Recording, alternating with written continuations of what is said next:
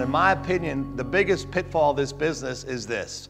People get excited about this company, they get signed up, they gather the customers, they make their contact list, and then the next step is to start inviting people to look at this business. And the biggest mistake that I see with new consultants is this.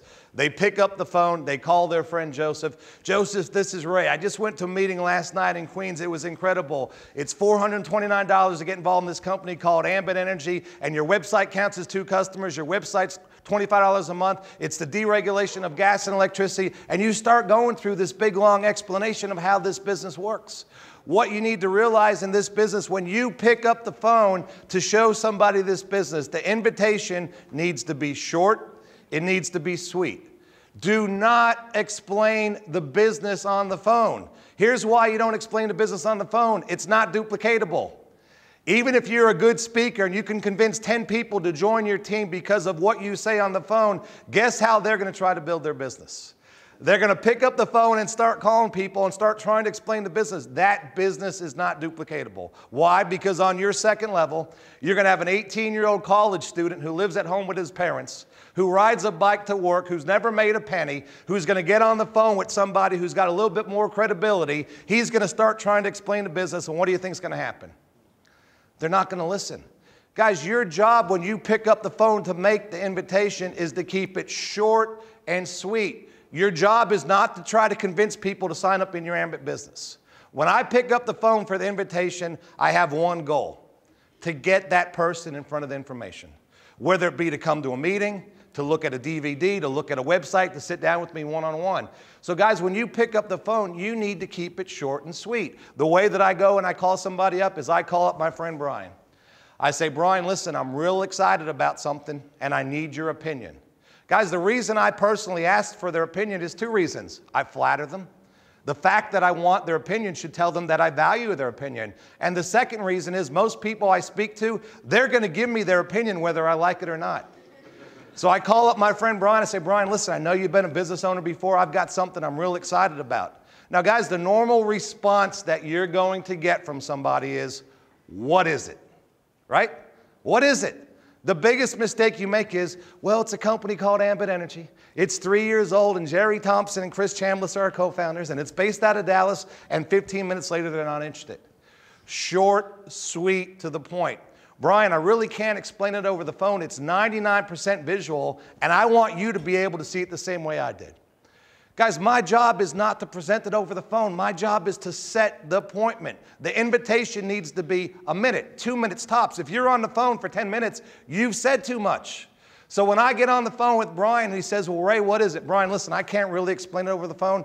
My focus is to get the business in front of him. Brian, is it okay if I come by your house tonight for 30 minutes to sit down with you and Betsy? Is it, Brian? Sure. Great. I did my job. If he tells me, yes, come by, I don't need to say anything else. My whole focus is to get this business in front of him. Once he says yes, I shut up. And I call my friend Patrick. Hey, Patrick, this is Ray. I'm real excited about something. I need to sit down with you for 30 minutes. Can I come by your office tomorrow? And he says, well, Ray, what is it? Pat, listen, I don't want to explain it over the phone. It's 99% visual. I really need to meet you. I want your opinion. I know you've been a business owner. Ray, what is it? Most people, what they're going to keep doing is they're going to try to pry information out of you, right? The biggest mistake you can make is start explaining the business. You need to keep it short. You need to keep it simple. Why? It's duplicatable. Anybody can say, I can't explain over the business. And if Pat keeps pushing me and says, I need some information before I meet with you, I need to know what it is. Here's what I say to Pat. Pat, 3 questions. Guys, these 3 questions are foolproof because I already know what the answers are before I ask them. Pat, how many people do you know that use gas and electricity? Now, obviously, if you're in Illinois, how many people do you know that use gas? If you're in Texas, how many people do you know that use electricity? If he keeps asking me questions, I turn it around on him or her, and I ask them questions. And I ask them, how many people do you know that use gas and electricity? And he says, well, that's a stupid question. Everybody I know. That's the answer I'm looking for. Do you think they'd like to pay less or potentially get it for free? And he says, Ray, everybody I know is looking to save money with the economy being the way it is. Great. Pat, how would you like to earn a residual income and potentially thousands of dollars in bonuses by referring people to this program? He says, man, you got my attention. What do I need to do next? Great. I'm coming by to see you for lunch tomorrow.